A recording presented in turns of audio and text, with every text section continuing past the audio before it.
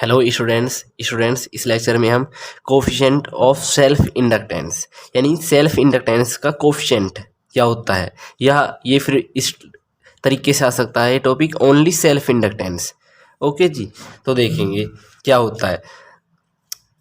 देखो, हम जानते हैं flux linked with coil is directly always हमेशा directly proportional to the current flowing through the coil.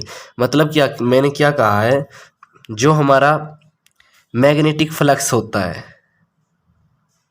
Magnetic flux होता है फाई से डिनोट करते हैं, वो डायरेक्टली प्रोपोर्शनल होता है किसके, जो हमारा इंड्यूस करंट होता है कोइल में उसके। सही बात है जी। ठीक है, तो देखो अब डायरेक्टली प्रोपोर्शनल हटाने के लिए हम यहाँ पर और इसे एल से डिनोट करते हैं, और ये डायरेक्टली प्रोपोर्शनल हटाने के लिए हम एल लगाते हैं। और यहाँ पर एल क्या है गाइस, लिख ही देते हैं हम, एल यहाँ पर प्रोपोर्शनलिटी कांस्टेंट है जिसको हम सेल्फ इंडक्टेंस बोलते हैं। लिख देता हूं मैं, देखो where L is constant of proportionality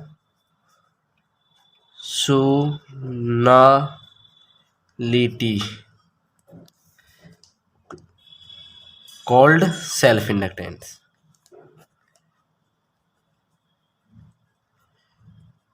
और उसको सेल्फ इंडक्टेंस बोलते हैं। ओके जी, ठीक है जी। देखो वी नो, हम जानते हैं जो हमारा ईएमएफ होता है according to Faraday second law क्या होता है, d phi by D t होता है। ये बात आपको जानते हो। और लेंस लॉ ने बताया हमारा ईएमएफ इलेक्ट्रोमैग्नेटिक इंडक्शन, या ये कह सकते हैं हम मैग्नेटिक फ्लक्स अपोज करता है हमारा इंड्यूस ईएमएफ को।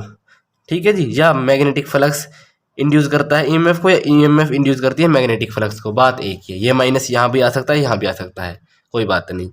ये बात जानते हो कहाँ से, according to Faraday second law. ठीक है जी, तो मैं क्या करता हूँ यहाँ पर देखिएगा,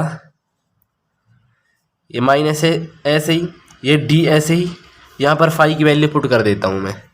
फाई की वैल्यू क्या है, एल आई है और डी टी है। ठीक है जी, क्लियर है बात यहाँ तक। ओके जी, तो देखो यहाँ से आगे करते हैं कंटिन्यू। एल को मैं आगे लेकर आ रहा हूँ, ठीक है ना गाइस। सो देखो मैं यहाँ पर एल को आगे लेकर आ रहा हूँ। देखो एल कांस्टेंट है हमारा, आगे लेकर आ गए हम, तो अंदर क्या बचा, देखो डी आई बचा और डी टी बचा। बताओ गाइस, क्लियर है बात यहाँ तक। तो अब मैं क्या करूँगा, अब मुझे एल की वैल्यू चाहिए, यहाँ पर एल की वैल्यू चाहिए। तो एल देखो, एल यहाँ पर ऐसे का ऐसा ही रहेगा, यहाँ पर समझिएगा, एल यहाँ पर ऐसा का ऐसा ही रहेगा, एल ऐसा ही है। ओके जी, तो ई भी ऐसी है, और इस माइनस को मैं यहाँ पर लेकर आ गया हूँ, इस माइनस को यहाँ पर, यानी कि जो ये माइनस था हम यहाँ पर लेकर आ गए। ओके जी, अब देखो तो हमारा ये हम इसको एक टर्म मान रहा हूँ, यहाँ पर ये मल्टीप्लाई में है तो इसके नीचे डिवाइड में आ जाएगी, डी बाई डी टी। बताओ गाइस, क्लियर है बात यहाँ तक, कोई दिक्कत नहीं होगी जी। तो कंप्लीटली मैं इसे ये कह सकता हूँ, देखो कि जो कोफिशिएंट है उसकी वैल्यू क्या आई हमारी, उसकी वैल्यू हमारी I minus E upon D I by D T. बताओ जी, क्लियर है बात यहाँ तक। तो देखो इसकी यूनिट भी डिस्कस कर लेते हैं। इसकी यूनिट हेनरी होती है, और या फिर ये कह सकते हैं वेबर पर एम्पेयर होती है। देखो हेनरी तो सिंपल सी बात है, इसे तो हम कैसे एक्सप्लेन करें, ये तो हमारा एक फिजिसिस्ट था।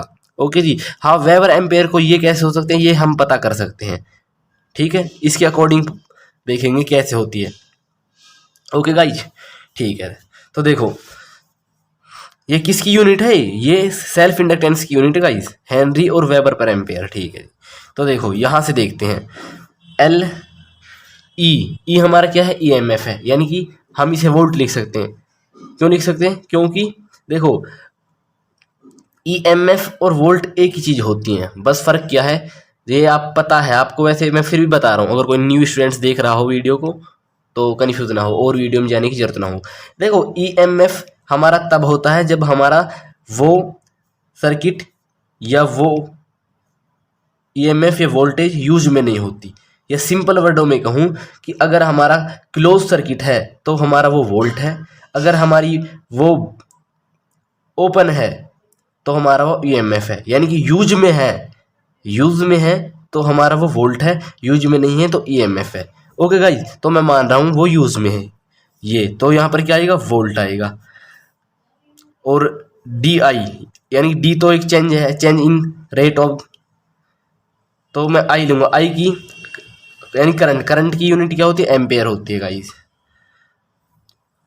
अपॉन टी यानी कि सेकंड, है ना। तो देखो कंप्लीटली क्या बनेगा, ये ऐसे है V1 एम्पेयर अपॉन सेकंड, ये ऊपर ये इसकी मल्टीप्लाई हो जाएगी, तो यानी कि ये आ जाएगा वोल्ट और सेकंड अपॉन एम्पेयर। बताओ गाइस क्लियर है, कोई दिक्कत नहीं है ना। ओके जी, देखो वोल्ट इंटू सेकंड हमारा होता है वेबर। अब ये कैसे होता है तो ये भी बताएंगे गाइस, वेबर पर एम्पेयर है ना, अपॉन में है पर एम्पेयर। बात समझ में आ रही है, अपॉन में था ये भी अपॉन में था। अब वेबर कैसे होता है ये भी बता देंगे। देखो वेबर वैसे किसकी यूनिट होती है, ये फ्लक्स की यूनिट होती है ना। देखो बताते हैं आपके हम, देखो गाइस हमारा according to Faraday second law EMF बराबर होता है d∅dt। देख टी यहाँ पर टाइम है और फाई यहाँ पर मैग्नेटिक फ्लक्स है जो कि हमारा लिंक होता है कॉइल से। ओके जी, तो देखो ई, अब हम इसे क्रॉस मल्टीप्लाई कर रहे हैं, और D T is equal to d∅। Okay जी, ई क्या है हमारा वोल्ट है, और टी क्या है बताओ जी, टी यहाँ पर टाइम है, टाइम की यूनिट क्या होती है यूनिट में आ रहे हैं, अब यूनिट में आ रही हैं तो यूनिट की टाइम की सेकंड होती है। अब फ्लक्स की क्या होती है वेबर होती है। ये बात क्लियर है कि नहीं। तो एक बात बताओ, अब अगर मुझे कहीं पर वेबर दिख जाए तो मैं ये लिख सकता हूँ, अगर वोल्ट इंटू सेकेंड दिख जाए तो मैं वहाँ वेपर लिख सकता हूँ। तो वोल्ट इंटू सेकेंड दिखा मुझे कहाँ पर, यहाँ पर, तो मैंने यहाँ पर वेबर लिख दिया, सीधी सी बात है। बताओ जी। तो स्टूडेंट्स एक बात और आ जाती है, कभी कभार हमारा आ जाता है क्वेश्चन 1 हेनरी को डिफाइन कैसे करते हैं। देख कुछ भी नहीं है जी, कैसे कर सकते हैं सेल्फ, देखो self inductance is said to be 1 henry, मतलब सेल्फ इंडक्टेंस हमारा 1 हेनरी कब कहला सकता है, जब ईएमएफ ऑफ 1 वोल्ट, ईएमएफ वहाँ पर 1 वोल्ट की हो। देखो 1 हेनरी ईएमएफ यहाँ पर 1 वोल्ट का हो। ओके जी, इज इंड्यूस इन इट, तो कोई प्रोवाइड रेट ऑफ चेंज, मतलब रेट ऑफ चेंज मतलब क्या होता है, देखो रेट का मतलब समय होता है, कैसे होता है कि कोई चीज़ कितने समय पर कितनी बढ़ रही है कितनी घट रही है, वो उसका रेट कहलाता है। ओके जी, change of current in 1 ampere पर सेकेंड, यानी कि वहाँ पर भी उसका रेट भी 1 एम्पेयर पर सेकेंड होना चाहिए, यानी कि मैं कह सकता हूँ